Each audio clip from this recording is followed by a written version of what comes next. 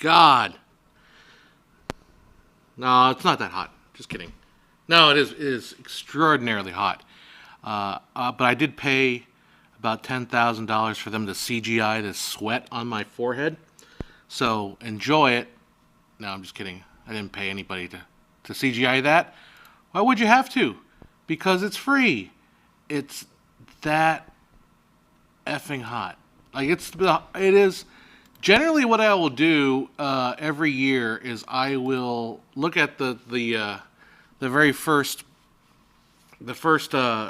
days of summer, and I'll predict this will be a mild summer, and I usually get that feeling around June or so, and Rick says, "Oh my OMG, it's always that way in the South." Yeah, this feels like when I first got off the plane at Memphis there. But I usually predict mild summers, and I've been pretty accurate, like 80% accuracy with my mild summer prediction. I'm going to give a little shout out to my Mickey D's here, some Diet Coke.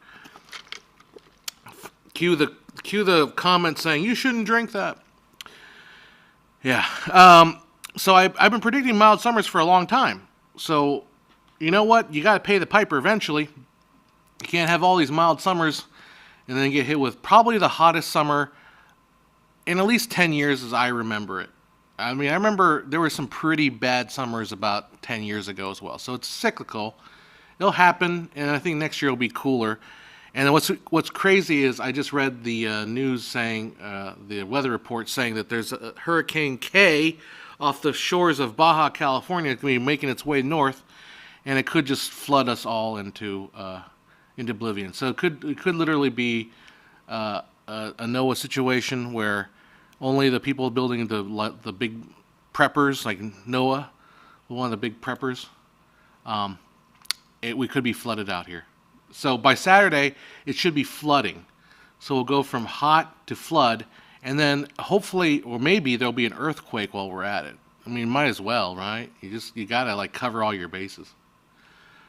Okay, it is obscenely hot, and that's why I am definitely sweating. Well, you just so you can get out here early, the blackout should be hitting you soon. Yeah, so that's why I only have one light on. Well, I mean these are LED lights. They don't take much power. So yeah, that's the other thing. We have power issues here in California because everyone's using all their power and charging their Teslas from 4 to 6. So they asked us to cut the energy back. We need to get some real power plants up in here. But yeah, so that's it. Well, unfortunately, my studio is not air conditioned, so it doesn't matter if I had power or not. This place would be pretty hot. It's not too bad today. I'll be honest today. Like Monday was the worst. Monday was super hot. Was super ridiculously hot. Labor Day, and it's gotten significantly less hot, but it's still hot. Although I don't think it's that bad. I think it's bad. It's just not that bad. Although my forehead shininess will attest otherwise. All right, so let's talk about what I put on the title. She-Hulk and House of Dragons, and what else did I put? Oh, I did talk about the oppressive heat. So I did cover that. Good for me. Okay, She-Hulk. So I was on the record, last time we streamed here, which was 2 weeks ago, I saw the first episode and I thought, it's not bad. I feel like I see the underpinnings of where they could take this character. The pride before the fall kind of a thing. And if you look at a lot of the Marvel superhero characters, they have this trope all over the place. Like Iron Man was arrogant before he realized his greater role in the world. Doctor Strange is arrogant, still is arrogant. Kind of, the last Doctor Strange movie was more arrogance than I thought that would be normal. So there is a precedence for characters having arrogance in the beginning, then realizing their role in the greater world, society, existence, and then kind of pulling back on the arrogance. But the second episode, they did a little bit more. The third episode, I think they just completely lost the plot here in the third episode. I don't know where they're going with the third episode. Third episode was such a just kind of dumb episode. Oh, count for comments says, said it twice before, modern illustration of putting carts before the horse. Yeah, probably. I don't know if you're regarding to the power. But, yeah, the third episode just, like, okay, where are we going with this? Like, there's no progression with the plot, and I was just, before I got on, just wanted to see some other critical opinions. I guess the critics got to see 4 episodes, the 4th episode came out today. And the critics were like, one of the critics, who is a woman, so just to get that out of the way, said the 4-episode arc didn't really understand what was going on. Like, it didn't have any point. It became like a mystery of the week kind of a show, or a case of the show, case of the week show. Every week they showcase a new case, but there's no like overarching storyline. It doesn't quite know where it's going to go. So that's what I'm getting concerned. I guess now the 4th episode is she's exploring her dating life, which is great, I guess. Speaking of somebody that has no dating life, yeah, I'm all for exploring her dating life. The show has just kind of fizzled, at least in my opinion. So I will walk back my thoughts on it. Yeah, Rick says, episode 3 jumped the shark, I'm dipping out. Kind of feel the same way with that. I'm no longer excited about it. Maybe I'll give it another shot just so I can talk about something on these streams. But, yeah, that it's just like, it started with fun, it started interesting, but there's just like, they know where to go with it. And that's what's so kind of disappointing about Marvel, too. It's like, you have all these comic books. You could just go back and just do a storyline. You could just adapt an old storyline from She-Hulk and make that a season or something. You could do that. You have all the stuff, all the materials right there, but they don't, and I don't know why.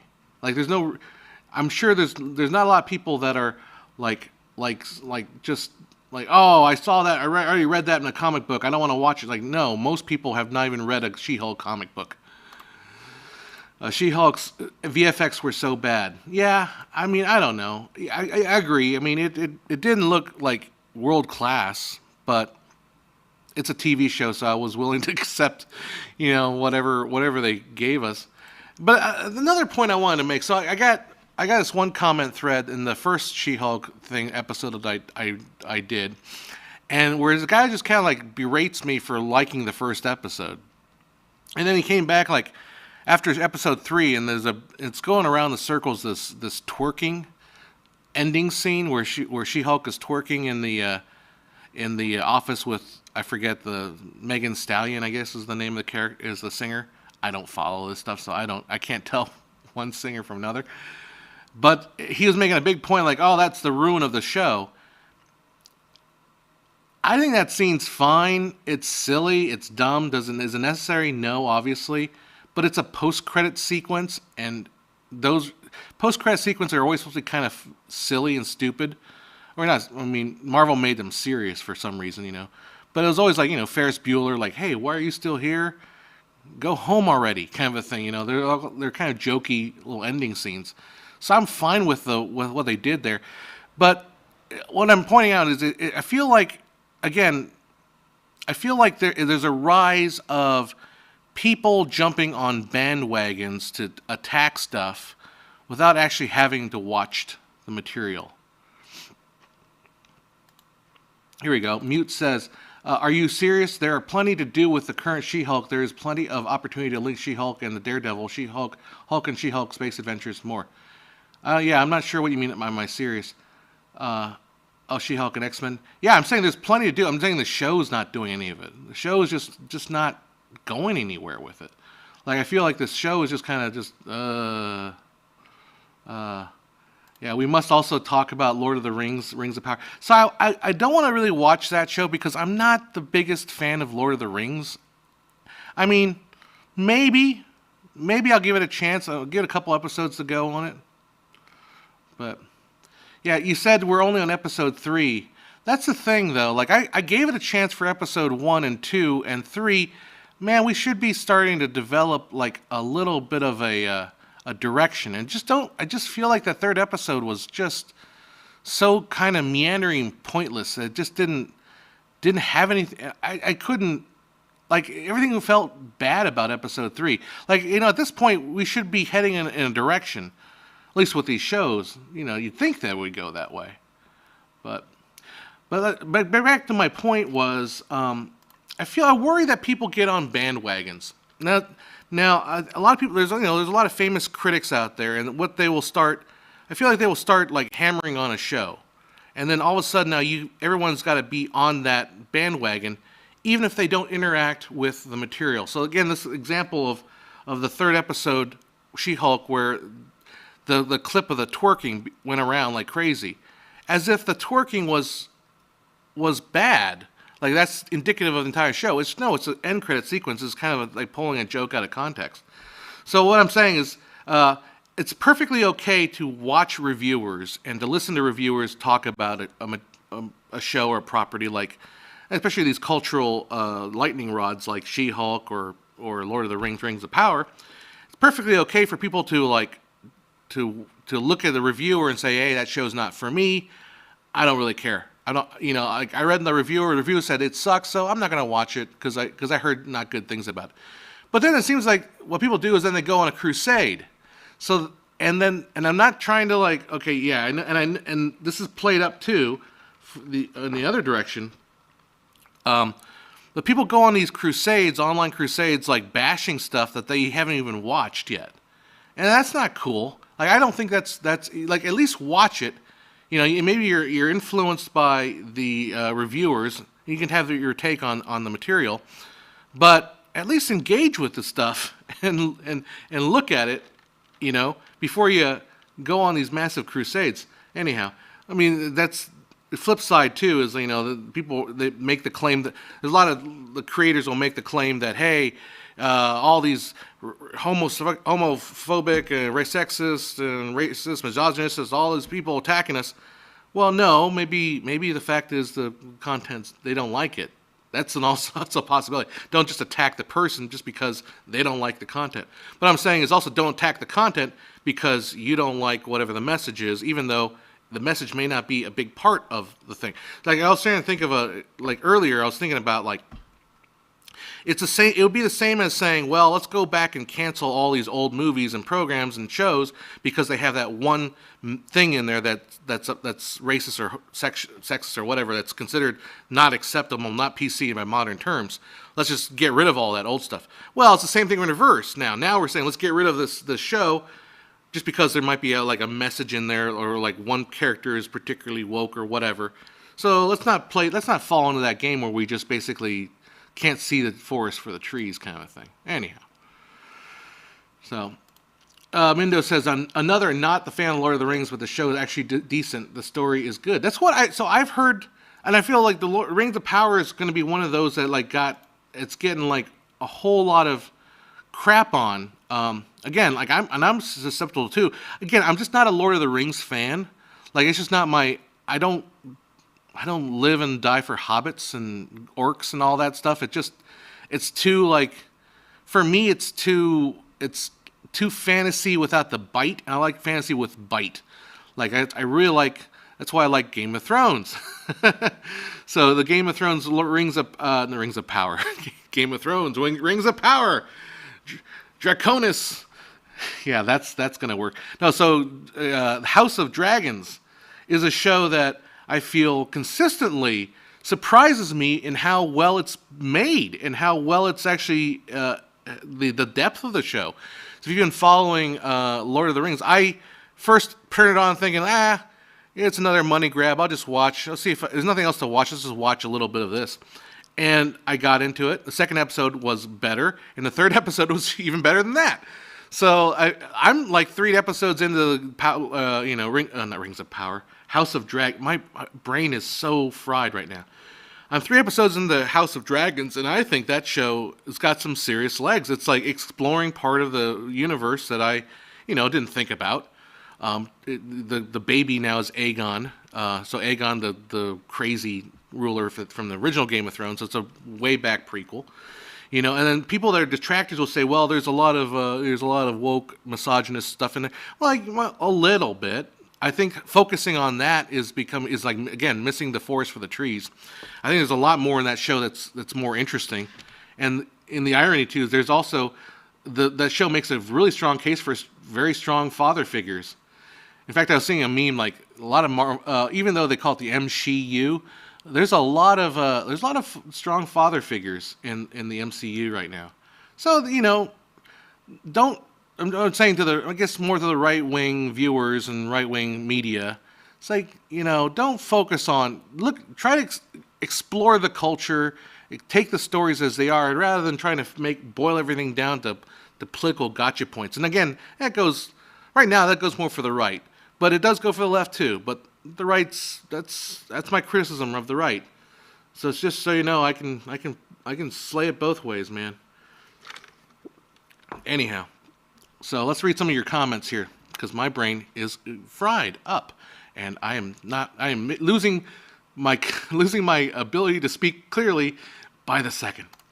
Here we go. Count for comments says, for the Ring of Power, the only thing I know about showrunners bashing tokens and outrage merchants bashing Amazons, know nothing about plots and backgrounds. That's what I mean. Yeah, your point is valid there. I agree with that. Mute Joe says, She-Hulk adds enough content for at least 3 generations of people to enjoy. Callbacks to the original MCU films, cameos, memes, current pop culture icons. I feel it's supposed to be a filler show. I feel it's supposed to be a filler show. Filler show or filter show? I can't read that. I think it's filler show. Yeah, that's the problem with it, though. Like, I don't want a filler show. The WandaVision was good, exceptional in that they tried something. They made like a story arc. 3 episodes into WandaVision, you're already like, what's going on here? WandaVision felt like hip, new, and thought-provoking, not necessarily thought-provoking, but at least it had stakes. It made something interesting and unique and different. And we're far from WandaVision. The DC, the MCU, whatever verse is kind of far from it. Rick H says, let's put that conversation on the shelf. I find that you call me Chateau think along the same lines. I wanted to see what you thought of it before I invested my time. I wanted to see what you thought of it before I invested my... Oh. Find that you and call me Chateau. I have been sitting in front of the TV on Sunday evenings for the last 2 weeks. I really like House of Dragon. Yeah, I agree. Rick H, yeah, they've worked on to create film and TV. You're getting a lot of respect toward the art when you realize how hard it is to make it. Oh yeah, I mean, I'm not sure where. I think I might have missed a comment or something. No, I don't think I did. But yeah, are we talking about the Dragon show, House Dragon? Yeah, I'm not sure. Anyhow, respond to that. Mindo says people are inherently tribal. It's true. That's absolutely true. I guess to recount what I'm saying with that is, I guess I think my viewpoints on art in a way kind of represents my background, feeling like the outsider in a way, because I think what most people don't want is to be judged for nothing, for their... like, I'd hate to be judged as a person based on one thing I did, That's like my biggest, if we're going to get deeply psychological, my biggest fears are being judged for something that may not be true to my nature or true to my heart, right? I'll tell the story, why not? I did a show, Memphis, and I was walking down the hall, it was night, and there was this one girl who's a dancer, and I played in the show. I sat right behind the stage. I could watch them dance. So I'm a little bit, as you can tell, my tongue is a little tied, and when I'm tired and hot, I don't speak well. So I said to her, "Hey, hot stuff tonight," and I was immediately taken back to my training, because they made us sit through sexual harassment training. Like, oh crap, did I sexually harass this girl by saying hot stuff when I was referring to her performance? I was talking about her performance, but I thought, oh crap, maybe she will take it like I'm harassing her. I don't think she did. luckily, I don't think she took it as a compliment for her performance, which is what I meant, right?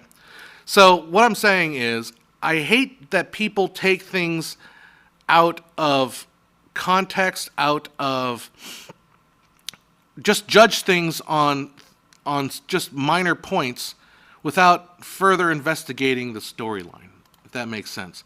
So that goes both ways, man.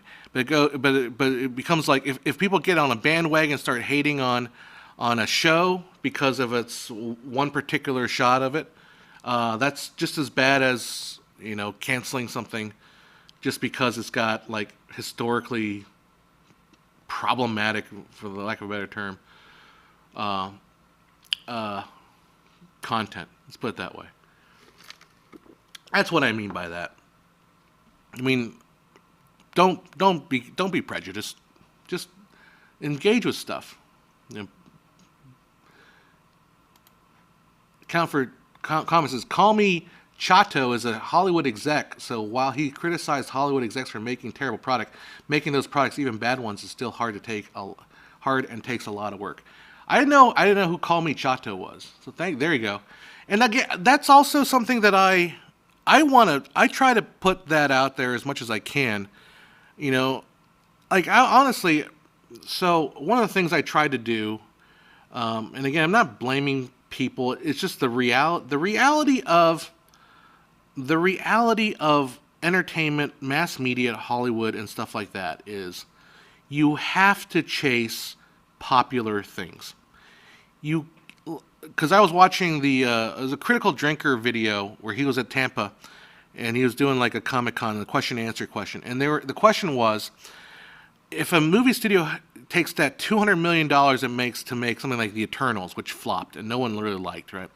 Why couldn't they take that $200 million and spread it out over 10 smaller movies, and maybe one of those smaller movies makes a lot of money? And the fact of the matter is, and this is the truth, if you go back, and if you've been a long time listener, you probably heard me talk about this, but there is a book called Blockbuster Strategy. And this was developed in the late 2000s, maybe late teens, and they talked about this concept. Well, there was a company that did that. They would take, like this one company, I think it was one of the, I don't know if it was CBS or Viacom or one of those. Basically, they said, we're not going to pursue large blockbusters. We're going to produce a bunch of smaller projects, like $10 million projects. Rather than building all our money into these big projects, we're going to put a bunch of $10 million hit small, and maybe a couple of them will hit. And then they ran that experiment for like, I don't know, maybe 5 years. I don't want to say 10 years because I think that's a little long. But they ran it for a little bit, and they found out they lost a ton of money. They just lost a crap load of money. Let me get rid of that. So the reality is that you have to go after the grand slams. You have to, if you are a large media like a Time Warner or Disney, you have to aim for the fences. You cannot go for the small things, because the small things in this economy, in this world of so many distractions, so many things pulling you. So they call it noise, right? So much noise that the small stuff will never rise above the noise. Unfortunately, that's just the reality. And I'll give you another example of my own personal experience with this. And this was running back in the days when we used to run Filmmaker IQ Facebook page, kind of like we would do. Now you would call that stat jacking or something like that, or like. Basically, we would post pictures on Facebook of stars and just cool pictures and I learned a lot through about photography. So there was a purpose to it. But I used to post these pictures, and you would quickly find out, like if I posted a picture of, say, Hugh Jackman, like a picture, just any old picture of Hugh Jackman, like an artsy photo, like a fashion photo, that would get 500 likes. If I posted a picture of a lesser known star, let's say, or even let's just be cruel here. Let's say I posted a picture of a Japanese a current star. Well, the guy from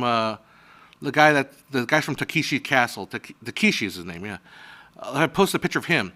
he might get like 100 likes, although he's pretty popular too. But if you posted like if you don't fall into these major star camps, you get hardly any likes. You get hardly any foot traffic, any traction. That's the reality. That's a cold, hard reality. I mean, you might want to live in a world where you're like, okay, I want to make a film festival where I give people that are unknown a chance to be in the film festival. Great, do it, and then you'll find out no one will show up. That's kind of the cold, hard reality of entertainment. Is people need a reason to care to enter into the realm before you can sell them anything. I don't, to be honest, it makes me incredibly, what's it called, disillusioned in a sense, because you kind of realize like, oh, it's not a meritocracy, it's a popularity contest. It just is. I've seen it firsthand. Let's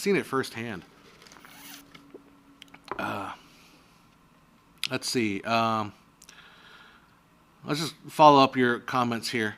Rick is responding to Count. I think movies making is a for-profit business. Who is to blame when you have a movie that just misses the mark on so many levels? It should have been left out on the floor.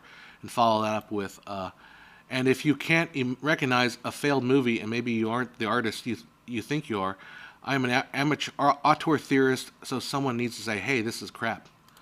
That's, but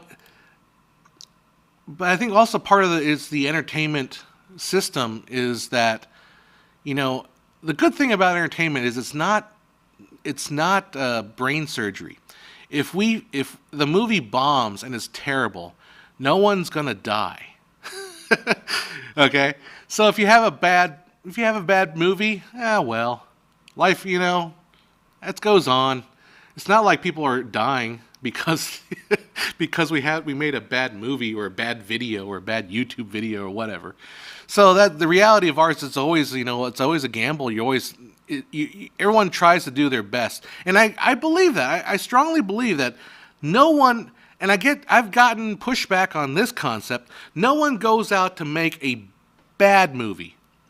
All right, even that guy that made The Room, he didn't think he was making a bad movie. He thought he was making the greatest movie in the world.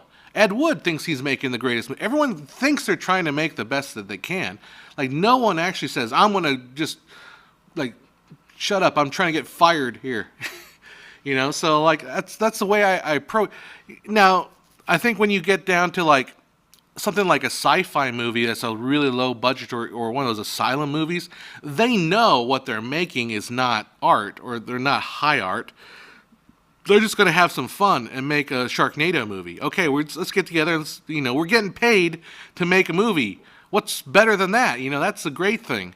So if, they're not getting paid a whole lot of money, but I would take that job. At this point in my life, we'll get into that later, but right now it's like, there's somebody, I got to respond to an email. Like, somebody wants me to help them with some project. I'm kind of like, if I wasn't so like desperate to do something right now, I was like, well, I'll jump on board. All right, let's just change real topics real quick to Cassidy, because I know you asked the question. I'll just get to your question. Do you know anything about RGB ranges for TVs and monitors? That is a huge question. I have just done a short lecture, which is an intro lecture for my video production class, which I started to go down the rabbit hole of RGB with the students. Now, the students I'm teaching are not hardcore.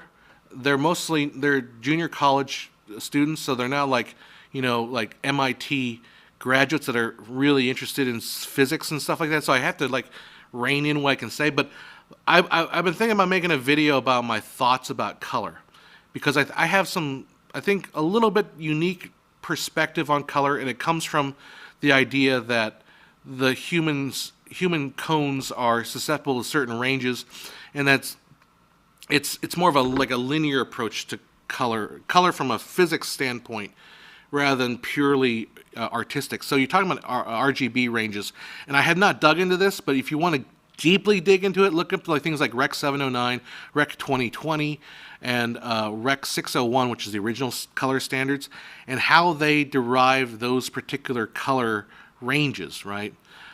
Because I think there's two things involved here. I'm going to kind of go through a little of my thoughts about our eye has cones and rods, which you're probably familiar with. Rods are responsible for black and white vision, and cones are for the color. The cones are developed into 3 different color ranges. But if you look at the color ranges, you see that the blue is kind of off by itself. Like if you have a fully turned on blue cell, then you're not really getting it. The red and green cones are not really firing at all. But if you turn on a fully green cone, you're going to get quite a substantial amount of red. And same thing with red, you're going to get quite a substantial amount of green. So how do you get pure red? Well, pure red is when green cells are not firing. So that has to be pretty far down the red spectrum. So that plays with how you can saturate a certain particular color. It has to be a pretty low frequency, basically, frequency or wavelength. I haven't dug into this, so don't take my word, but look into that as far as like the ranges of the human eye, and then compare that to like the technology available. What kind of phosphors, how do they affect the frequency of the color of light? Anyhow, hopefully that kind of gives you the right road, Cassidy. All right, let's go to another comment here. Mindo Work says regular filmgoers also would pick usually one film out of a bunch and hope it's the best one at a time in the best value. Yep. Remember the old days when you'd say, hey, let's go to the movies. Yeah, what's playing? Oh, I don't know. Then you're like, oh, okay, let's go see that. And then you would go see that. No, I don't do anything about that. Are you talking about She-Hulk movie, especially Rick? No, I don't know who Rick. Oh, Rick. Oh, yeah, okay. I see what you're saying. Yeah, you're talking about the Rick. There you go. Count Comment says, I think it's like George Lucas said, it's a casino anyway. The filmmakers I've interacted with never really expect to make money. Hollywood execs, no idea. Blame the public. Well, I think also with Hollywood executives, and I think also if you look at the history of Hollywood executives, like if you watched my video on Fox, it's like they always go, the 20th Century Fox, they go up and they go down, man. And it's the weirdest thing. It's something like Alan Ladd Jr. Like Alan Ladd Jr. at 20th Century Fox had a pretty stellar career, right? But he was only there for like 3 or 4 years. He wasn't there for a long time, but he became so popular because he greenlit all the good movies, including Star Wars. Like he kind of like, he was considered like really, really great. It's that old Batman quote. You're the villain until you're only the good guy until you live long enough to become the villain or something like that. But I think with executives it's the same way. Like they ride these waves because they catch on to something, right? They catch on to something big, and then it just stops working. And it's like over and over and over again. Even going back to D.W. Griffith, man. Like D.W. Griffith was super popular. We talked about this in one of my lectures, and I actually brought this up because it ties into like the racism of the era, and we can talk a little about that. But like I had to approach it appropriately to get people to understand the gravity of what was happening there. Like he was super popular, made all these short films, and then Birth of a Nation comes out, does amazing numbers on Birth of a Nation. And it was considered extremely racist at the time. It was, it was a very, no one argues that it basically revived the Ku Klux Klan, who had been pretty much kind of gone by the wayside. But Birth of a Nation makes so much money that he thinks, oh my gosh, I'm king of the world, kind of like James Cameron, right? I'm king of the world. And his next movie, Intolerance, he blows all the money from Birth of a Nation in this epic Intolerance movie, and it bombs. And then he fizzles out, and then pretty much doesn't make anything of note after, even though he does try, and he's part of the United Artists Company Foundation. So it's like it's over and over and over again. You see this over and over, rise and fall, rise and fall. It's almost tropey. Well, it is a trope. Yeah. Turns out Sharknado was a fun movie to watch. I think there's a lot of movies that probably are a lot of fun, but I never watched Sharknado. Not that I'm above it. I mean, if I had friends that made it, I would certainly watch it. Like, again, people, and if any of my friends says to me, "Hey, John, I just got this job working on a sci-fi movie," I'd be like, "That is awesome. You go and you make a great deal. You just have a great time at it." I'm never going to be like, "Oh man, you got a sci-fi movie? Oh, I'm sorry about that. Get your name up." No, no, no. If you're getting paid to do this thing, then I think that's great, regardless of what it is. Well, not regardless, but there's limits. I think RLM made a very good indie film by their own. No one cared.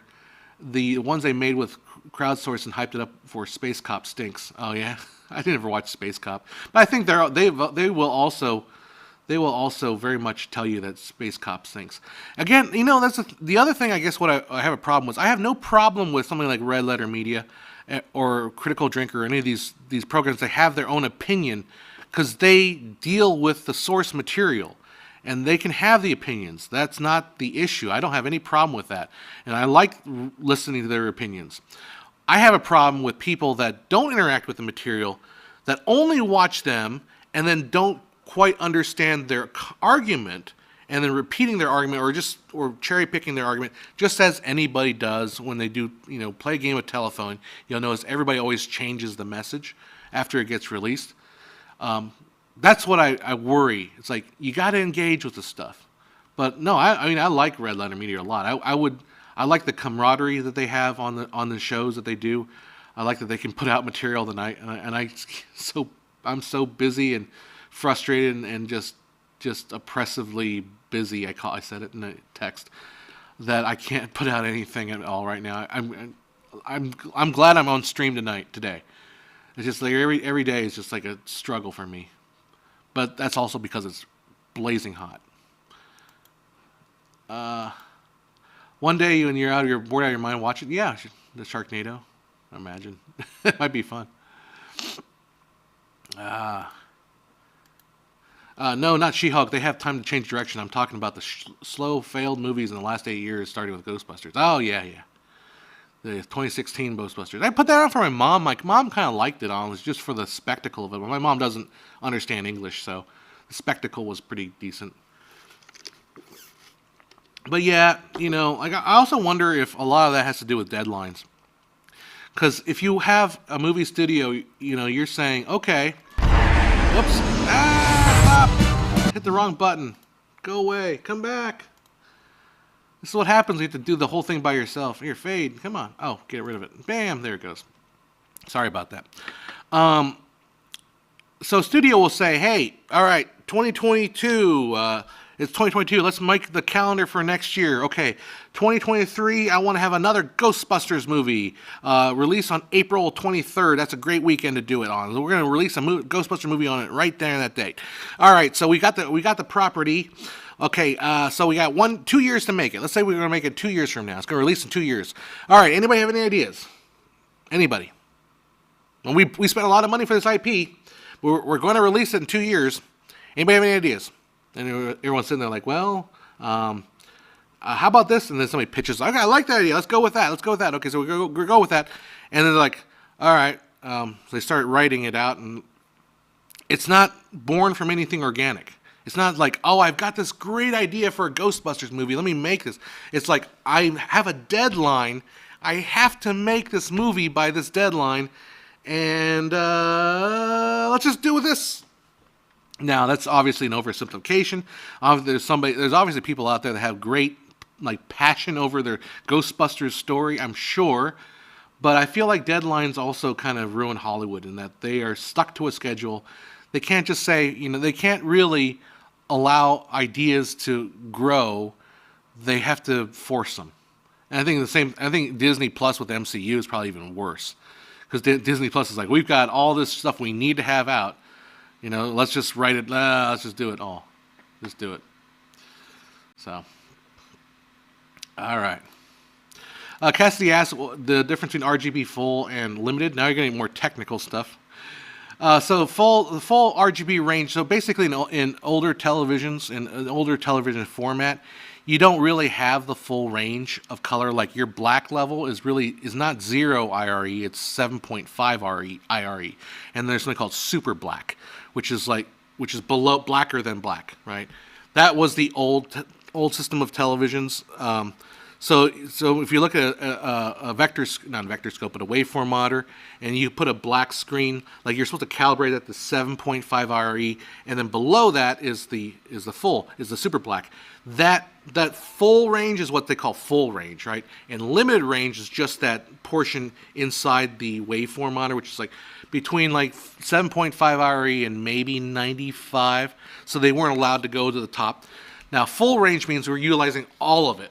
Whereas limited means we're limiting to broadcast safe color ranges, right? So that's what the difference is. How much does it apply nowadays? I couldn't tell you right off the top of my head. So, all right, you guys are chatting to each other. You don't even need me for this thing. I just mediate this thing. I don't really watch big Hollywood movies, especially if they are made very recently. Well, I like occasionally watching some. Although I've been out of it. Like, first of all, I can't go to the movies right now because like every weekend is I'm at the show. I'm doing some sort of show. I wanted to see that George Miller movie, The Unbearable Weight. No, that's the Nick Cage movie. The 3,000 Years thing with Idris Elba playing the genie. I wanted to see that. I hadn't heard anything about that. I didn't read anything either way about it. But I wanted to see that. I'll probably see Nope when it comes out on streaming. I don't want to pay $20. I was curious about that movie. What else was I saw in the? It's like, yeah, like if I'm going to pay money to go see a movie at home, if I'm going to pay more than I'm paying already for streaming and all that crap that I'm paying for, if I pay $20 to see a movie, I'll just go to the theater. I'd rather go see it at the theater for 20. If I'm going to spend $20 to see this movie, I'm going to go see it in a big screen with a surround sound. Although I have a big screen now. My sound system it's okay, but I'd rather go to the theater for $20. But if it's streaming, I'd watch that. Anyhow, Count says I've stopped watching Hollywood by then. The public demand franchise films, so studios made them, hype them up. They stink to me because there's no passion. All felt like a job. Yeah. The thing is, like, yeah, that's the thing. I think the public does demand. I mean, the public responds to them. Let's put it that way. The public responds to it. I don't think the public demands them. It's one of the things like people say they want. The old Hollywood saying is give the audience what they don't know they want. Right, something like that. Give the audience the same thing but slightly different. Jesus, my soul escaped my body for a second. Well, Jesus would be the person to address about that kind of thing. It would make sense as America collapses, its storytelling ability would collapse as well. I don't know. The other thing I wanted to talk a little about is you see a lot, and this is not necessarily filmmaking, although it kind of is. Everything's about filmmaking. There's a lot of talk about Civil War in America, and there's a lot of talk about that, and I feel like it's all hype. Like go outside, go to your store, go to your grocery store. You're not seeing Civil War. You're seeing people kind of getting along. Now, the question is the American collapsing part of its storytelling problem? I don't know if they're tied together. I think it's more a matter of the large corporate Hollywood system of storytelling is collapsing. Because I feel like storytelling more and more today it's obviously gone, to all different mediums. Like, I'm sure you can list off some amazing cartoonists out there, some amazing YouTubers that are making, narrative content. I think there's a lot of creativity. It's just the corporate powers to be are getting harder and harder for them. I think that's what the collapse is. So, Yeah, I think the RGB levels have to do with how saturated the image. Well, in a purely and now we're gonna get super technical. In purely RGB, there is no black, but RGB is not how video actually works. Video is actually YCRCB or YUV if you want to talk about it. So usually video is really a black and white signal with color information laid on top of it, but it's not RGB. Now you can take that data and you can create RGB out of those signals. So that's where it gets super kind of, it's interesting how you can do that mathematically. It's really fascinating. But it's cool. It's cool. You can use DuckDuckGo. That's fine. I was thinking about getting a Google Mesh network for my home, because right now I have to leave here in about an hour or so, because the cable guy, I'm getting like really bad cable speeds at home, and I'm gonna have him come look at it. Probably tell me, hey, you need new wiring in your house. I'm like, come on.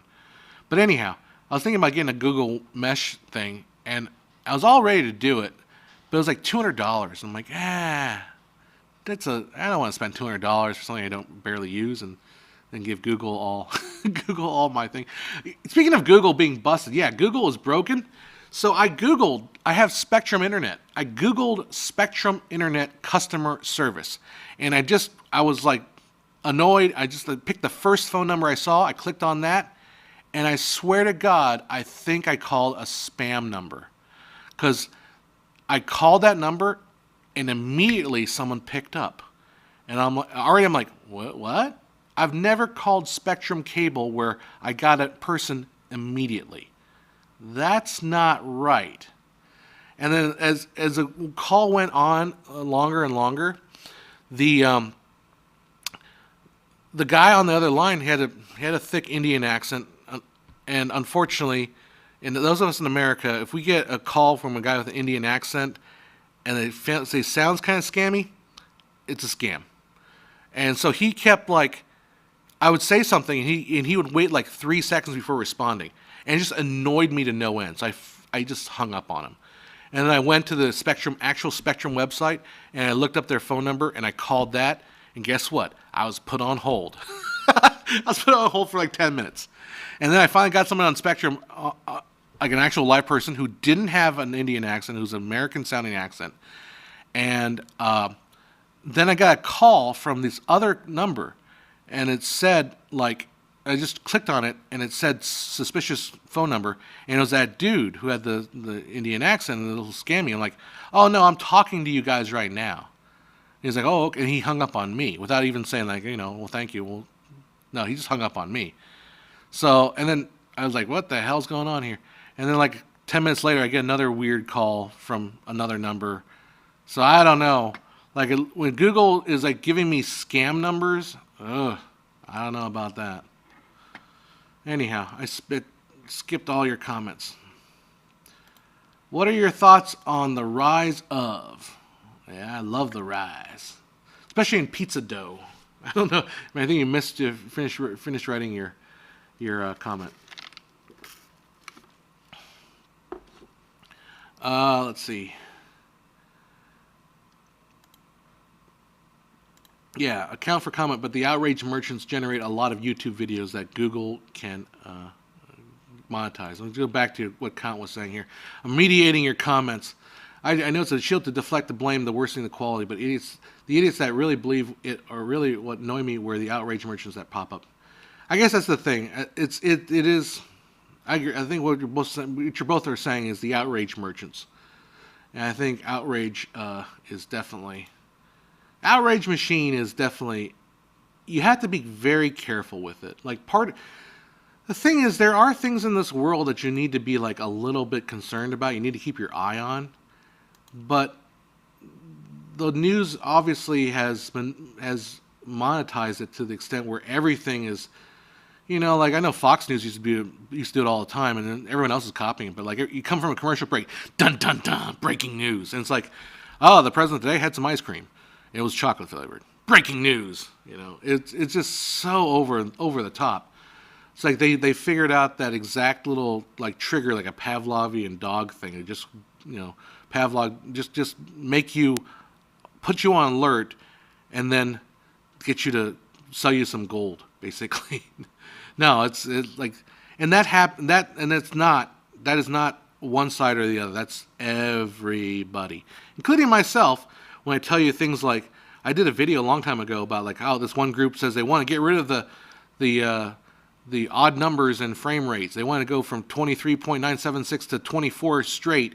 And the whole people are out there and they're all outraged. We're outraged that they have 23.976 and not true 24. This is outrageous. We must do something about this. We must stop this from happening. And like nothing happened. Nothing happened at all. All right, so your question was, what do you think of the term blockbuster television? Well, I don't know what's your angle on what you want me to say on that, or how you think. I am being not a native English speaker, although I grew up speaking English as a kid. I started off half Chinese, half English. Now I'm all English, so I do think in English and all that. And then I deal with my mom, who not only has dementia, she's never been able to speak English very well.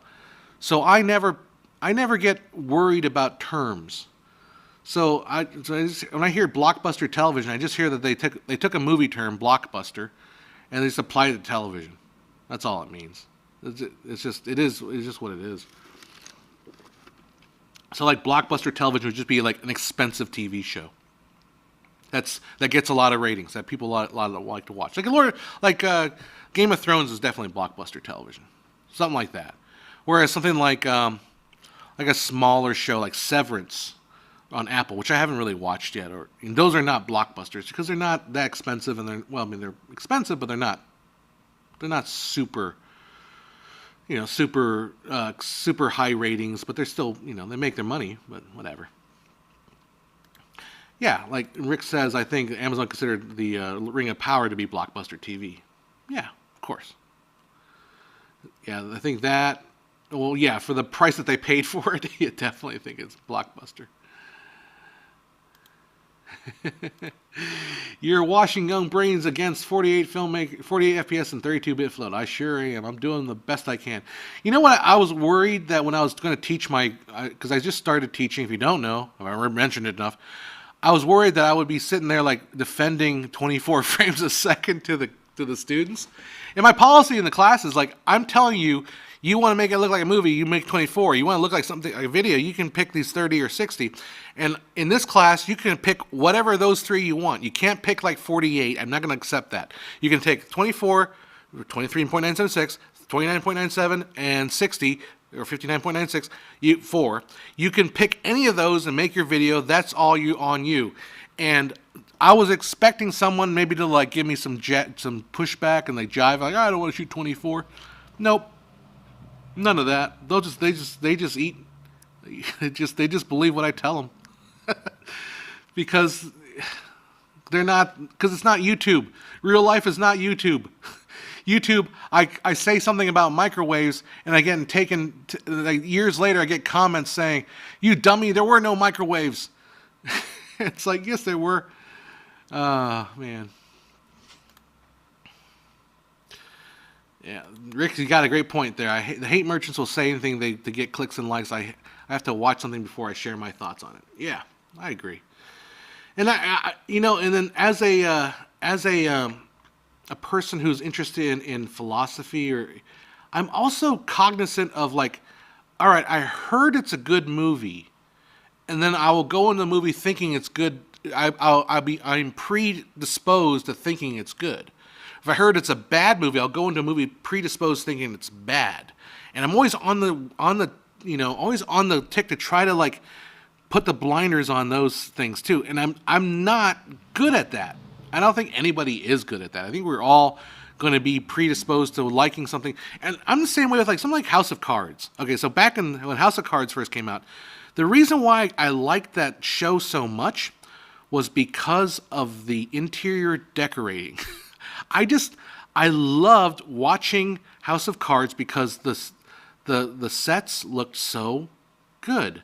And I was like, wow. I just love the look of that, of the homes and all.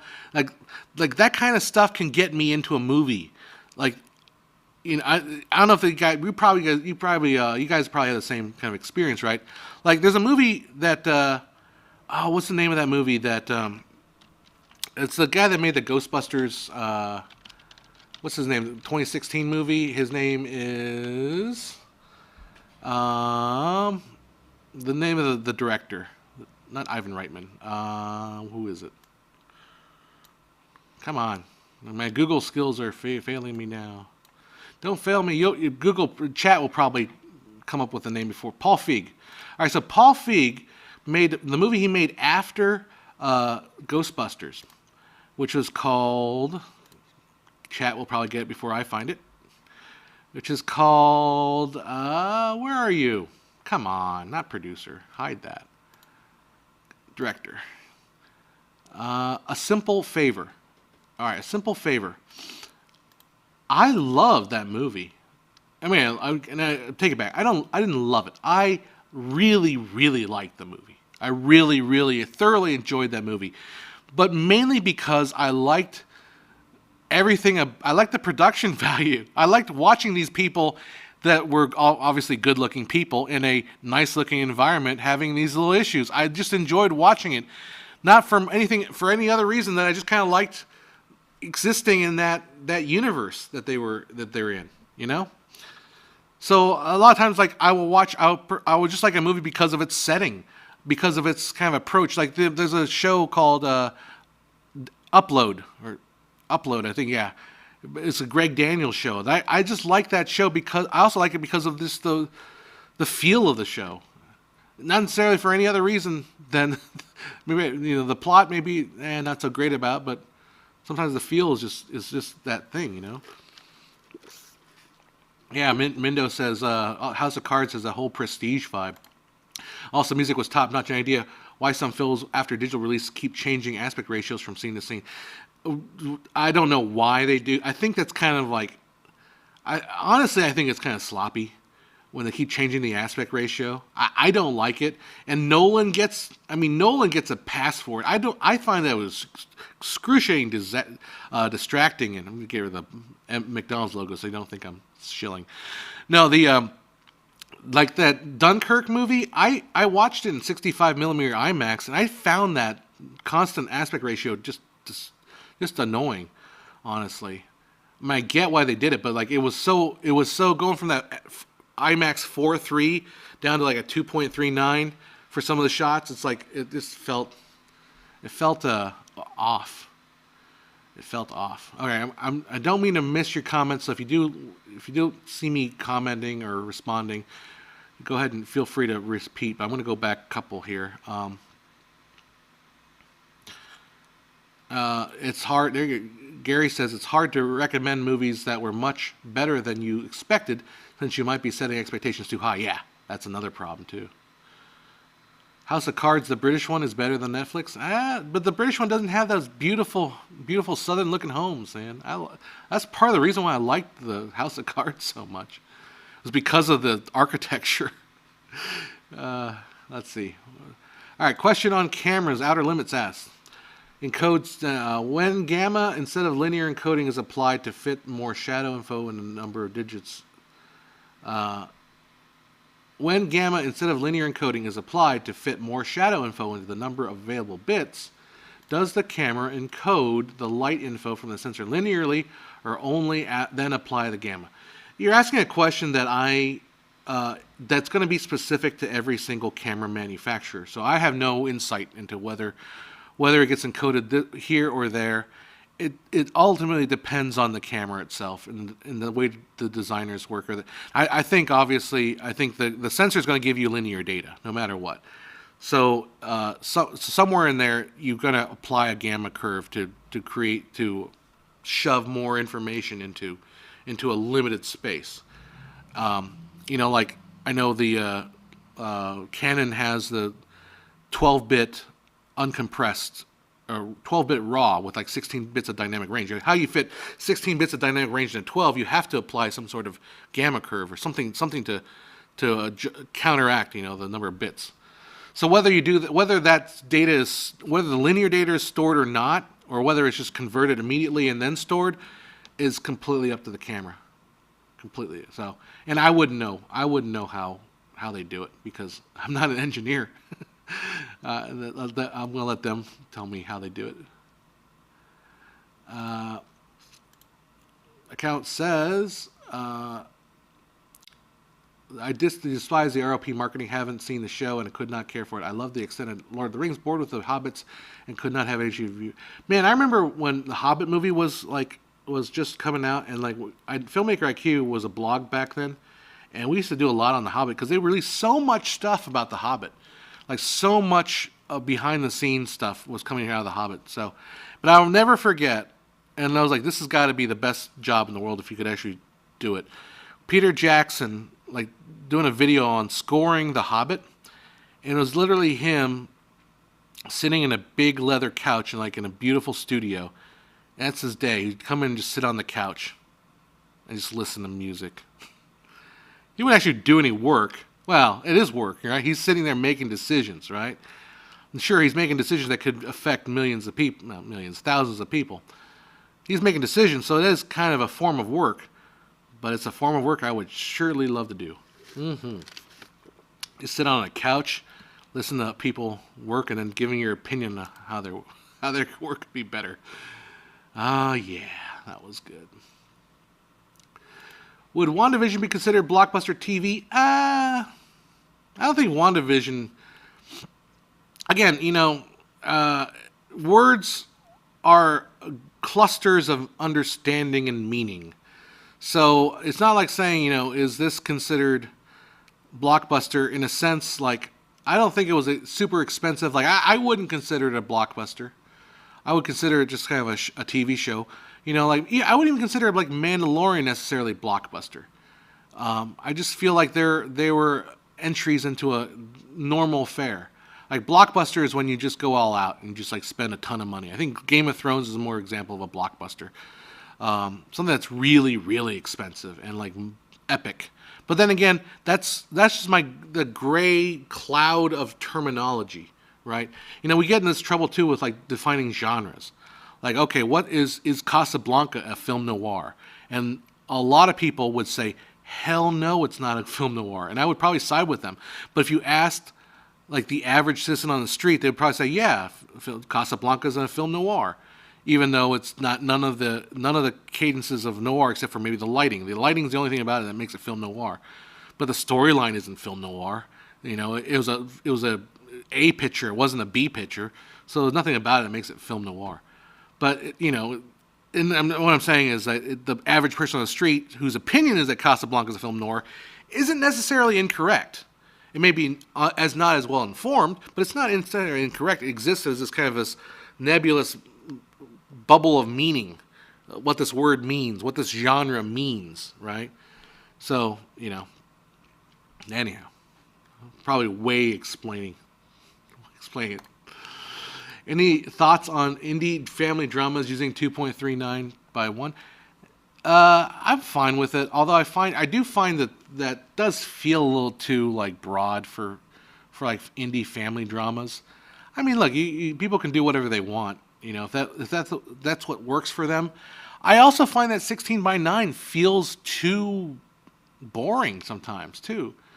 And I don't think 1.85 is really enough. So I've been finding myself when I make stuff for my clients, instead of going 2.39, I just feel like that's just going to be too epic scale, unless I'm trying to be a joke. But if I'm doing something for a client that I want to feel more epic, I will go to a 2.0 or something like that, and I won't necessarily measure it out. I'll just put some title bars on the top and bottom just to give that feel of a little bit more cinematic feel, just to give it a little bit more widescreen feel. But I don't know. Has She-Hulk been discussed yet? Yeah, I talked about it earlier on. I don't want to rehash it. Liked it at first. Third episode, it kind of lost me. Anyhow.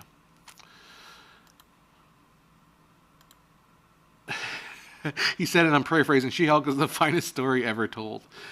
It is, She-Hulk is the quintessential American drama about power, lust, and the desire for equality. I don't know. I could not care. I waited for G.R.R. Martin to finish the books. Targaryens are boring. Prefer a TV show that plans to end one season. In other words, Asian and the rest of the world. They didn't do that with what's it called? With the nail. I can't remember that one show. Something about the Squid Game. I mean, it probably was supposed to end after one season. I don't know. The thing about the dragons, the House of Dragons, is it's not that the Targaryens are boring. It's that it's literally interpersonal family drama. That's really what it is. It's the same reason why something like maybe like Shakespearean dramas about Henry V are interesting, because it's about people of power and like manipulating power. It's power struggles.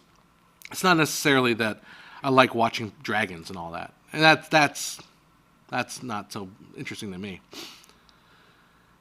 All right, you guys are good. You guys are going off on the count for not liking dragons.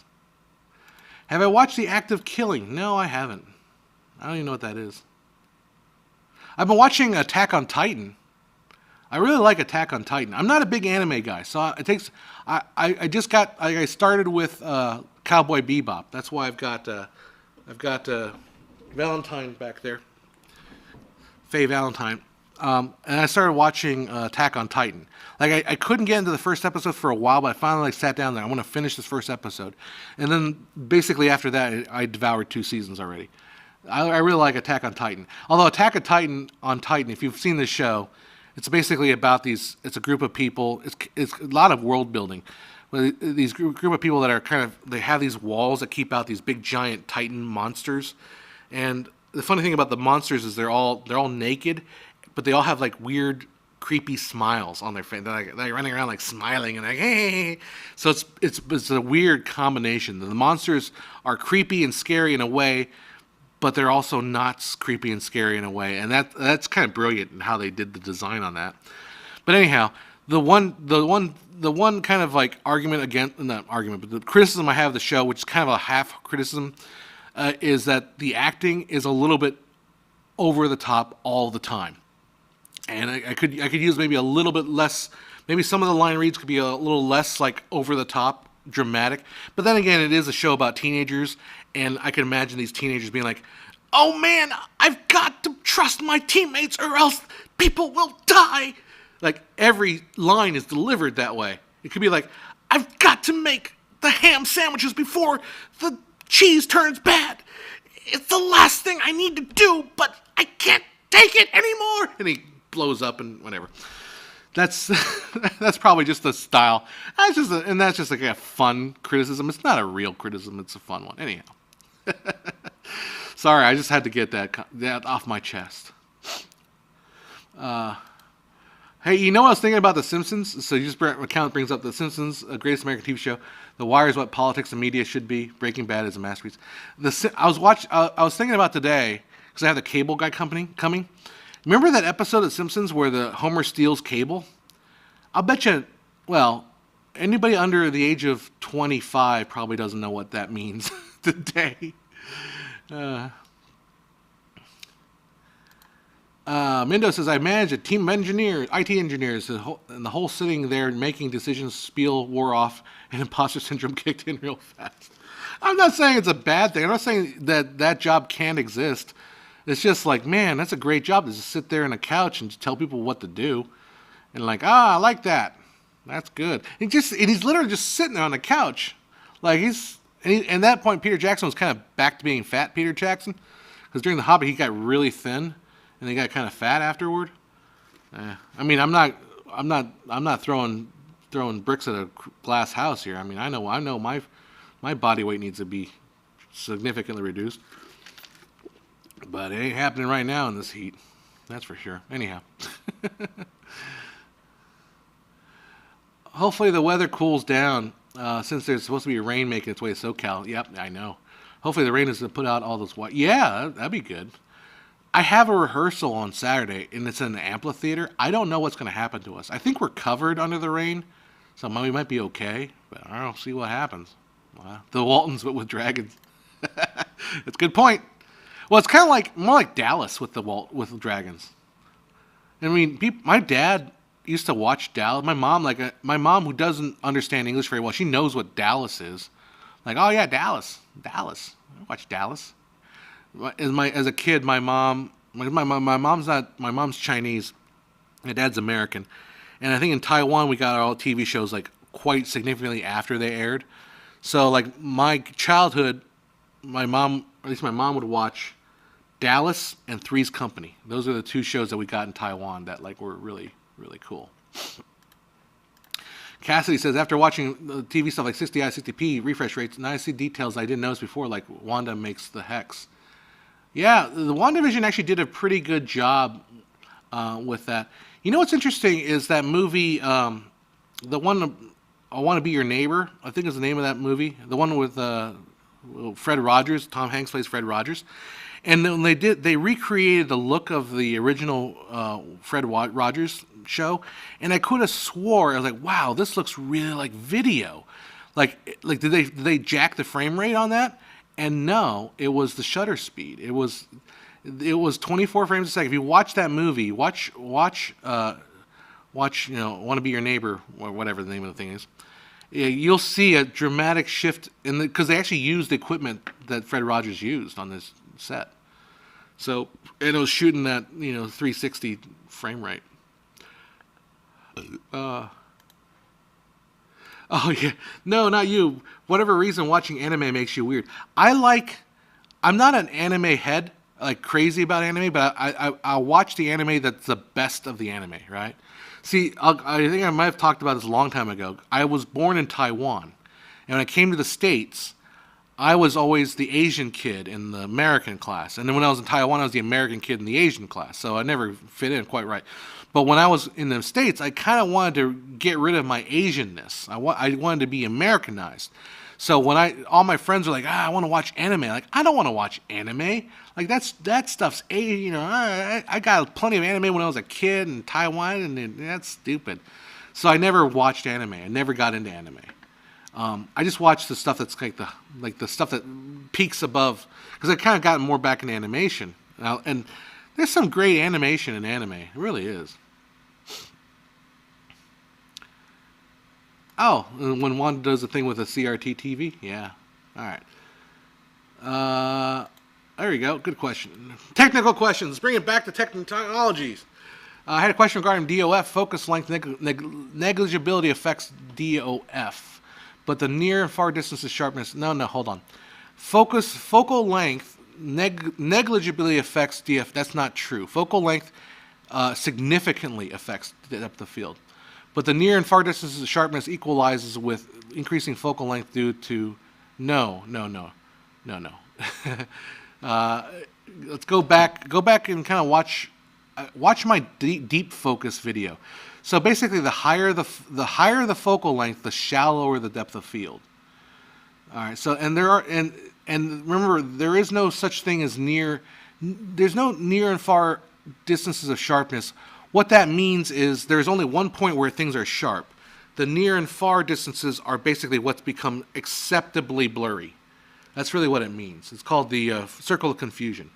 So near and far are acceptably blurry to be considered sharp enough. All right, that's really what it is. But focal length is mainly actually affected by the depth of field is mainly affected by the focal length.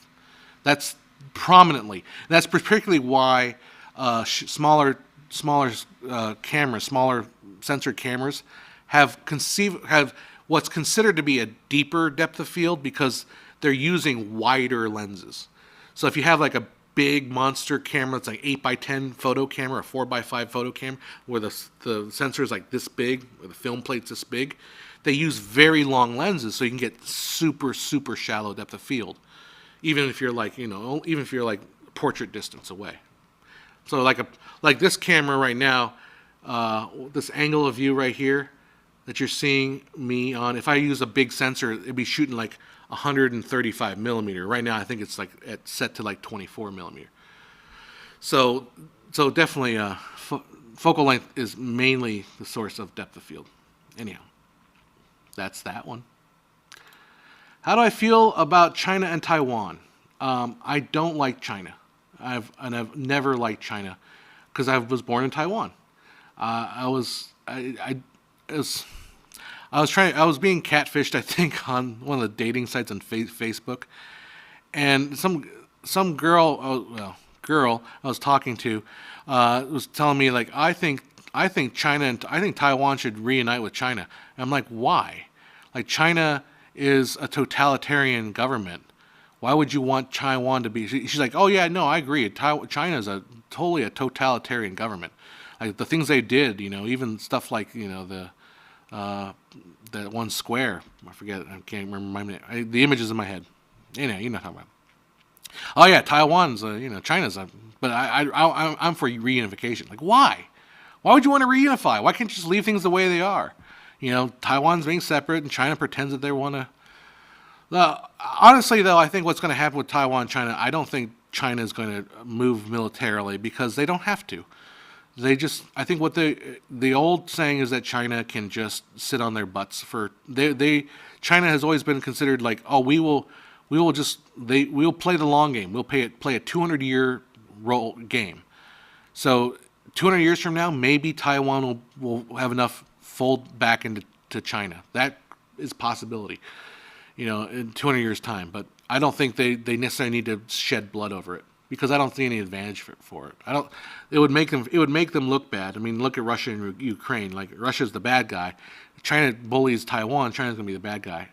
And I think China also has, despite what people think, China has a lot of problems on the horizon because they've got basically a rising middle class. I mean, when you have most of the population, like 1 billion people under poverty, and then you start modernizing really quickly, sure, you can get cheap labor, but it will eventually. There's my phone. I'm not answering. Eventually, there will be a rise of the middle class, and they'll start demanding things like pay and rights, not to be locked in their homes and all that crap. So I think they've got internal strife coming. Which, hey, we went through it ourselves. Every modern country, every developed country went through it, and China will have to have the same issue. Anyhow, welcome to the NHK. Is that the Japanese folks? God, I love those. The Japanese, man, they took. Talk about a success story after World War II. Like the United States, luckily, was a quite generous, treatment of Japan, and they blew it out of the water. They just took over, man. As far as like technology, especially the cameras, man. Every major camera, except for like one, like Samsung, I guess, is South Korean, but they're all Japanese. All right, hey teacher, I'm still watching. You are great, thank you. I have a question. Does aperture affect depth of field? Absolutely, it does. And the exposure and light ISO affects the depth of field. ISO does not, and shutter speed does not affect depth of field. Only aperture. Aperture affects depth of field. So does the distance to your camera. So the closer you are, the shallower the depth of field, the further away, the deeper the focus. And the sensor size affects it, but in a way that's a little opposite the way you think. And then focal length. So the more zoomed in the shot is, the shallower depth of field. But it's an interesting one. Interesting concept. I don't know. I've got quite a few videos on that, so you want to check those out. China's housing sector is about to completely collapse. Have you seen those videos of like all those buildings they built? Because China, I think, went through a process where they just built these high-rise apartments, just hundreds of them, expecting people to move in, and then people didn't move in, and all of a sudden, they blew them all up. Good night, account for a comment. Take it cool, and then hopefully it'll be a little less hot next week. Do you watch Johnny Harris? I don't know who that is. He's done some good short docs on China. Oh yeah, cool. Yeah. Again, also my understanding of China is not that well informed by what's going on because I only just get news filtered about China through the American presses, which obviously have their own thing, you know. I think of ISO as a disk image format. Yeah. Also, ISO is the I know people that work with like design specs, and ISO is always like a design spec. Basically, you know, like ISO, because ISO really is the spec for camera sensors, but there's ISO for like, you know, weights and measures and stuff like that. There's a little bunch of ISOs, and then if you go on like Facebook groups, ISO means in search of. So like you see ISO a 1-bedroom apartment for less than $1,000, and like ISO, what does that mean? Do you think that the film industry is shifting away from Avid? Yeah, I think it already has. I mean, Avid's still prominently used in the studios and all that, but you see like a lot of other, you see Premiere making big strides into stuff. So I don't think Avid is. I mean, Avid is definitely is king, but I don't think it's not the majority. It might be the majority, but it won't be the monopoly. Let's put it that way. And I don't see DaVinci. I'll be cruel and harsh here. DaVinci Resolve is not going to be an editor. It's just not. You can use it for some editing, but there's some things that Premiere does so much better than DaVinci Resolve. And I haven't been involved with those internet mudslinging games, but I'll be honest. Like I've discovered lots of features of Premiere. Like no, I'm not going to go to Resolve. Sorry. Robert says, sorry, what I meant is, DF is that you can take into account focal length in regards to your framing, but you answered my question anyway. Okay, cool. So I know what ISO is. What's ASA? ASA is American Standards Association, something like that. It's the precursor to ISO. So ISO is international, ASA was American, but it was an older system. And for the most part, if you want to get didactic, you can probably figure out the exact conversion, but ASA and ISO are pretty much the same.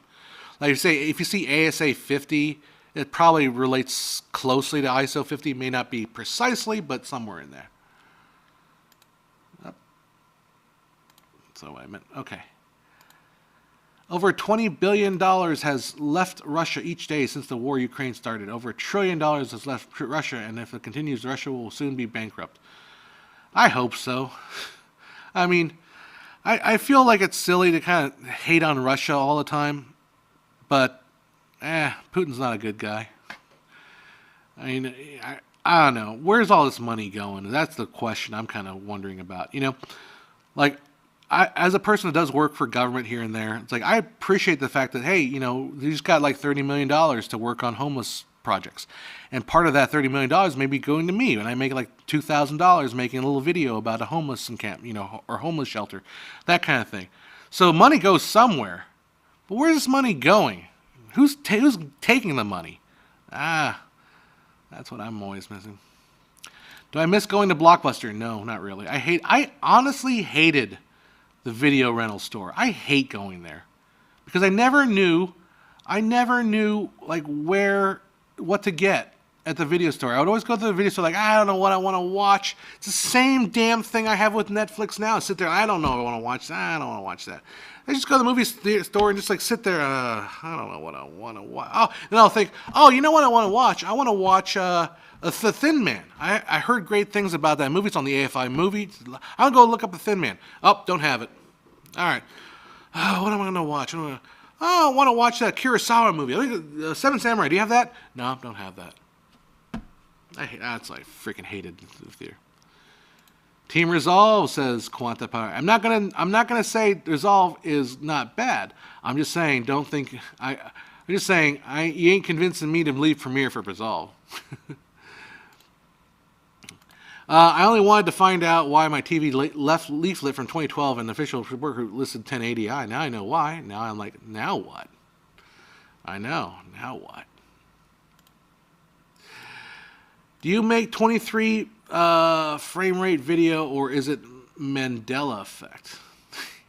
Wouldn't it be something if all the videos you've been watching has been 60i the whole time? Yeah, it's all Mandela. Yeah, the festival. I heard The Whale was getting good reviews. Yeah, good to see Brendan Fraser back on back on getting some love. Yeah, one F-35 is $100 million. You know, for the price of two F-35 jets, we could have a blockbuster movie. ISO is International Organization of Standardization. ISO because reasons. It's because no, replace the word reasons with because French. That's the reason why it's ISO. It's because in French it's ISO, but in American it's not ISO. It's iOS. Yeah, we know who's taking the money. It ain't me, that's for sure. I need some of that. I want that money. It's a joke that my friend and I have from the producers. I want that money. Give me that money. Have I made any videos on how you produce your YouTube videos, what editing software? No, because honestly, I think it's kind of boring. I did a stream a while ago about me trying to make a video, and that video I'm going to redo because it's just got too weirdly topical or weirdly technical. It didn't have to be that technical, so I want to redo it when it gets cooler. But anyhow, did not expect me to go full genocide on Blockbuster. Did you see that documentary on Blockbuster? I talked about it back when I watched it. There's a whole section in that Blockbuster documentary about, it's called like The Last Blockbuster. There's a whole section about them talking about the smell of Blockbuster. And like, who the hell remembers what Blockbuster smelled like? Ugh. I was more of a Hollywood video guy anyway. So anyway. I have all the Thin Man movies on DVD. There you go. What is the most tech that filmmakers focus on now? I don't know. I'll be honest, I think maybe what's the most interesting is the AI stuff. Like I'm kind of curious to see if there's any application for the AI, like the Midjourney and the other AI like stuff, if they can be used. I mean, obviously being used a lot in terms of previs and trying to like play with ideas and stuff like that. And I was kind of thinking of an idea because I was trying to make this comic book, and the thing is, I hate drawing backgrounds. Like I just hate it so much because, to me, the background it's really good to have a great background, but it's so not important to the story that I just hate spending that much time because it takes me forever to draw. I'm good at drawing characters. I can do them pretty quickly, but the backgrounds, I can't decide if I want it to kind of be more of a whimsical or more of I just hate it. So I'm thinking maybe the AI could be useful for that, for the backgrounds. I don't know. My local BB had a foreign film section, but they felt the need to call it Hot Foreign Flicks because, of course, French films had titles. Hot Foreign Flicks is where you usually behind the black curtain. That's usually where you store those. Phrasing debate about 24-25. I've already debated that to death. Also, what do you think about the upcoming Avatar? So I mean, am I seeing dollar signs in my future? Like, oh, I'm gonna watch the different Avatar versions and then make a video about the two different versions that I saw. Maybe might be worth it. The thing is, though, Cameron's been on the record saying that high frame rate is not useful for certain things. So if there's high frame rate, I expect it's going to be during like long panning shots or wide or stuff like that. We'll remain to see what happens. And one of the guys that always comes on my comments about this brought this new technology called True Motion or something like that, and it's a way of like dialing up and down the frame rate depending on the shot, that kind of thing. And then apparently they're making a big hype about it being in the Avatar movies. I don't know. To be honest, I think you're in denial if you think that high frame rate's the future. I think that ship is long sailed. The discussion of that is way over. But, yeah, they will.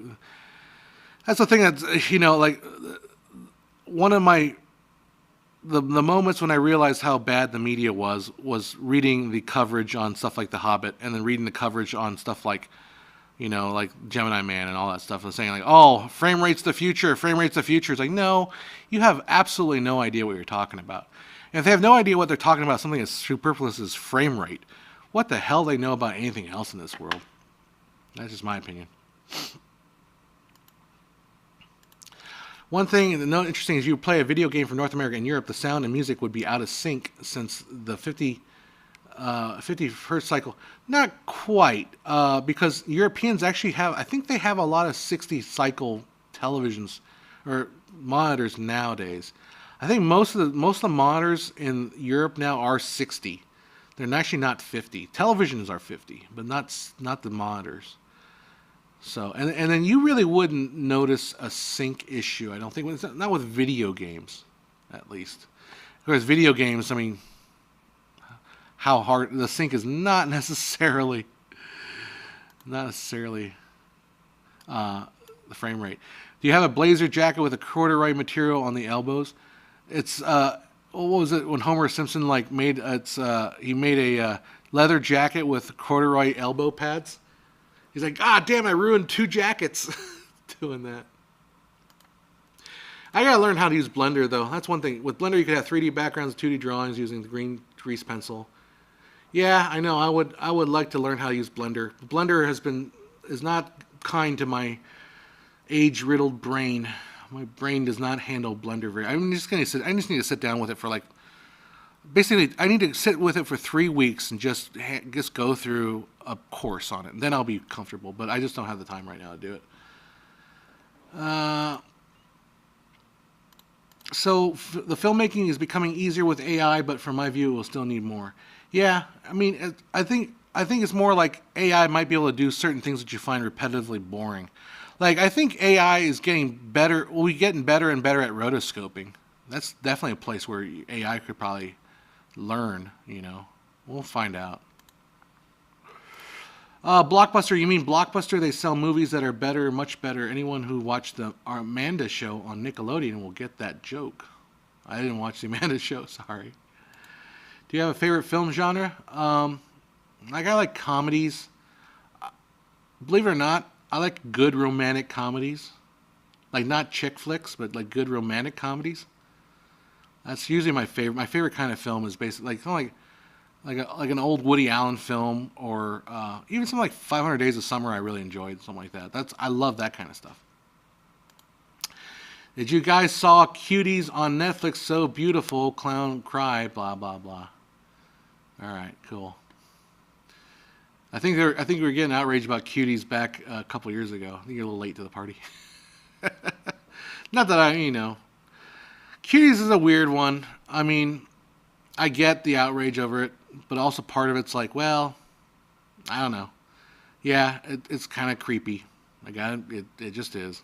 Some topics you just don't want to do, man. Maybe the movie is supposed to be a little bit more of a criticism of the culture of Cuties, but it doesn't quite work out that way. All right. Yeah, AI could rotoscope like crazy. Well, it's not quite there yet, right? Still working on that. Oh, Block Booster. I can't see it. My eyes are getting, and my sweat is getting to my eyes. It's getting hot. It's 3:45. I'll hang out for a little bit, then I gotta get going. Getting close to midnight in Scotland. See you next time. All right, man. We'll see you. I want to melt here. All right. Melt is not an ableist term. All right. What time? It's 3:45. We got 24 folks. 24. Perfect. Number of people on stream. Anything else going on? I'm sweating up a storm. I'm getting hot and tired. So if you're in Southern California, want to come see me play trumpet, and you want to see a musical, come down to the Vista Moonlight Amphitheater. I'll be playing Kinky Boots, getting my Kinky Boots on. And if you know Kinky Boots, that was a movie, actually 2006 independent movie with Chetaway something or other.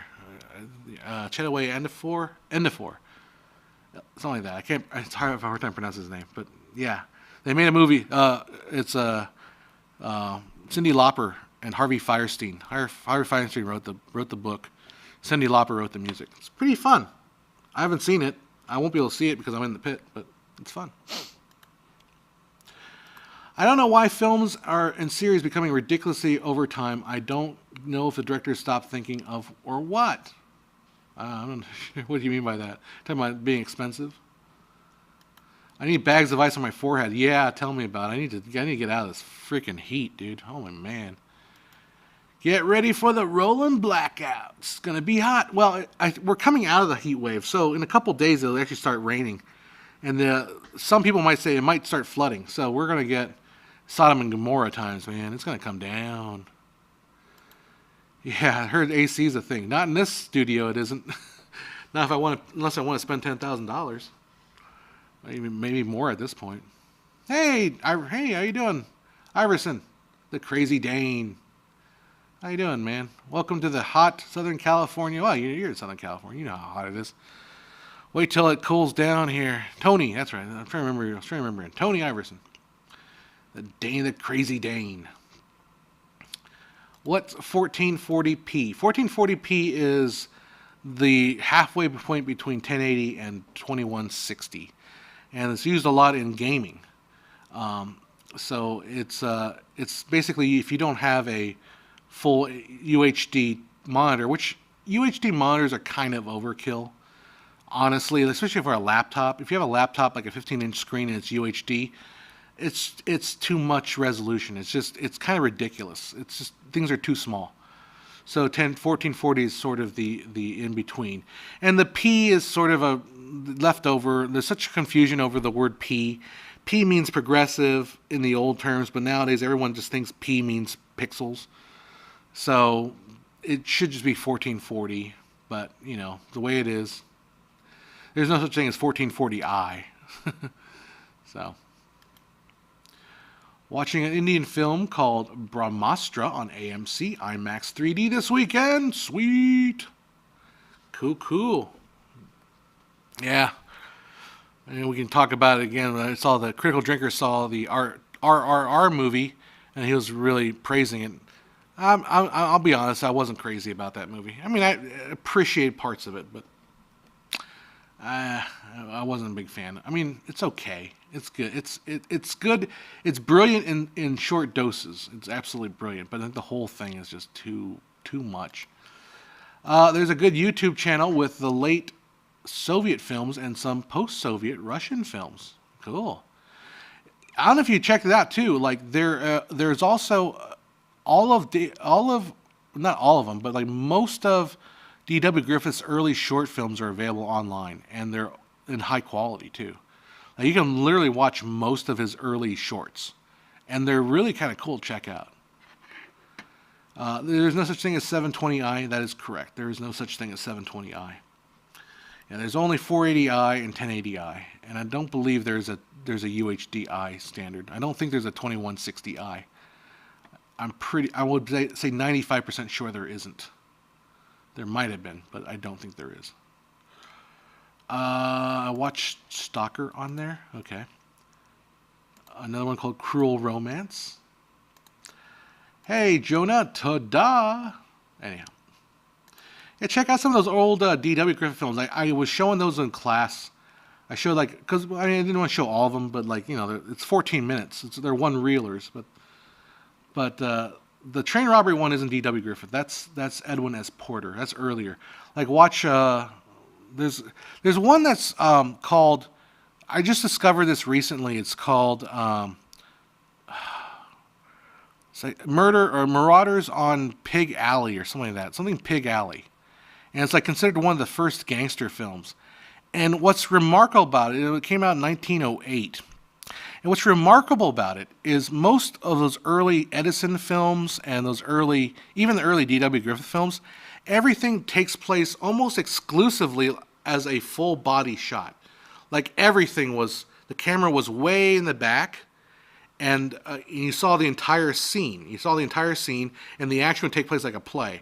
Almost exclusively, always like that, right? Even if you go to Georges Méliès' films and the French films, right? They're all very stagey. But what struck me was in 1908 I forget something Pig Alley.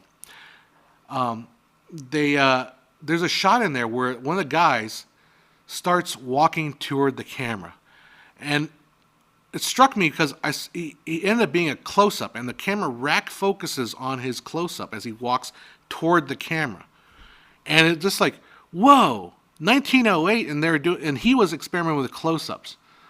I think it's it's kind of we forget that D.W. Griffith was so incredibly instrumental to the development of the language of film. Like, and it's probably true that there were other people around the same time also experimenting, but a lot has been credited to D.W. Griffith, and we've kind of forgotten that because of like Birth of a Nation being such a racist film, basically, and and then Hollywood just kind of forgets people once they become no longer profitable. Yeah, Hossam says, I mean the quality of films, not res. No, I mean the acting and editing really in film. That the story now is not like 2000, 2017. Cinema in general is less quality. I don't agree with that. I think that suffers from what's called the I can't remember the term for it, but the haircut of time.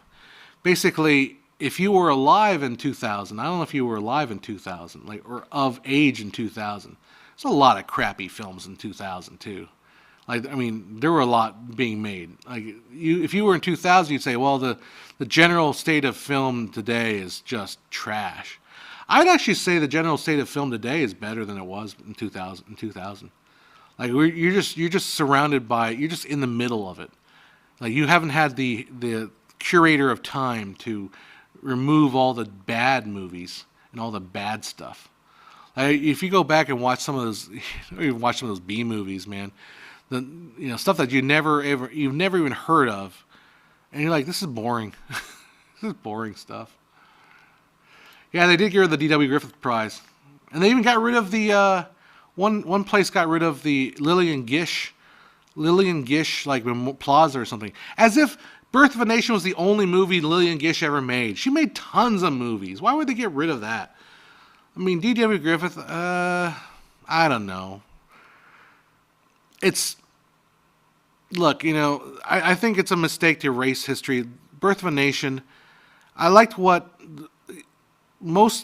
think most people that take it seriously recognize the power of that movie to inspire evil. Because I think Roger Ebert had to quote something like, it's not an evil film, it's a film that argues for evil. And sometimes you have to look at the argument for evil to understand evil. And that's why it's important to have that. Like, to get rid of it is silly. I didn't want to touch it in my video production classes. It's not a racial history class. But anyhow. Yeah, Broken Blossoms, although if you're Asian you might think that's bad, but Broken Blossoms, a lot of other movies, Lillian Gish was a pretty big movie star. So, anyhow. It's almost 4, so I gotta get going pretty soon. The PS5 got a system software update today that helps support 1440p, which is ironic because 1440 is my TV screen resolution shape. I had a chance to win a PS5 from Game Jolt giveaway. Oh, cool. I just started playing Witcher 3 again, so I was like, I got my big TV and I finally hooked up my PS4 to it. And I want to play some Witcher because I never finished that game. And man, oh man, that's fun. Let's see. Robert says, before we go, I just wanted to thank you for your informative videos. Help me understand different like DOF, deep focus, and exposure. Good. Yeah, thank you. Glad you. DOF is something that people, it'll throw you off if you don't approach it from a scientific point of view. If you just approach it from like a rule of thumb kind of thing, you're gonna get screwed up. You got to sit down and say, okay, what do we mean by depth of field? What do we mean by focus? What do we mean by all this stuff? And then it makes sense. And then you can then you can kind of make all sense of it.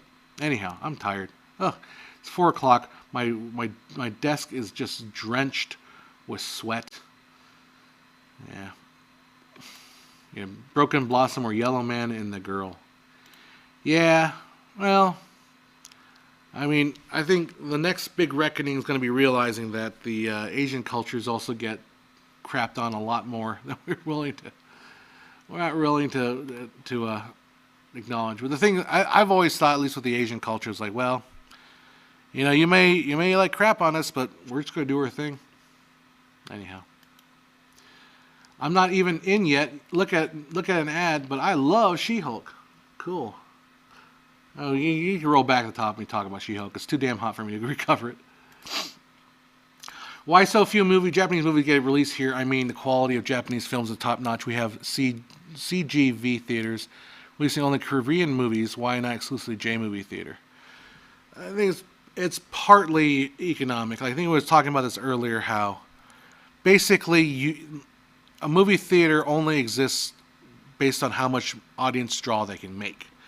And I mean, maybe Korean movies have enough of a following, but I don't think Japanese movies have the same following that could support a movie theater.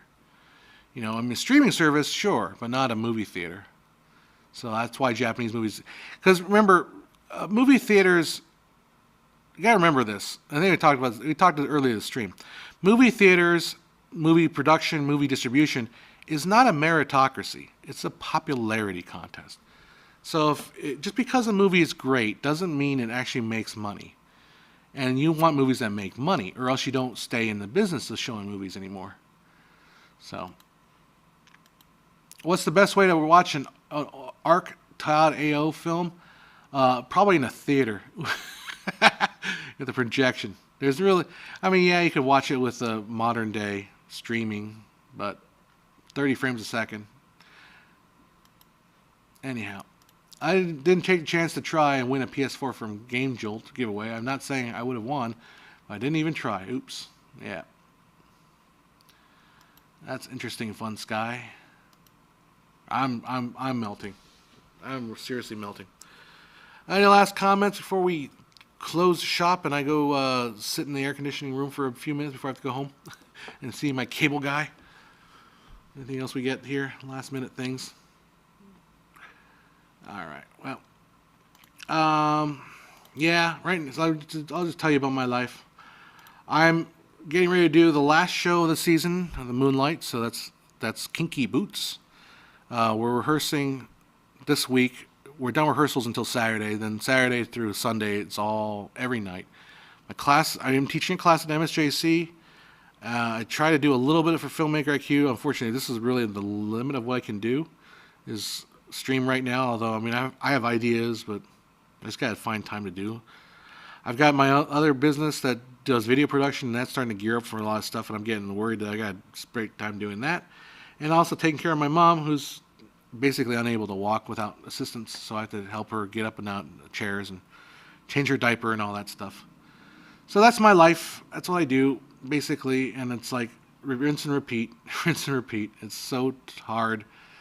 So hopefully you have patience with me and realize that I'm trying my best to get stuff done, but it doesn't happen quickly, unfortunately. I can't turn and burn videos. Just not my style.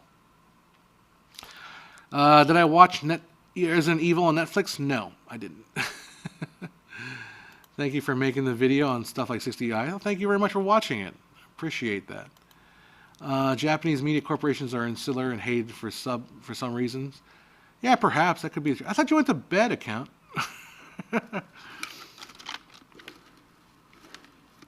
Yeah, Japan's culture tends to be very insular anyway.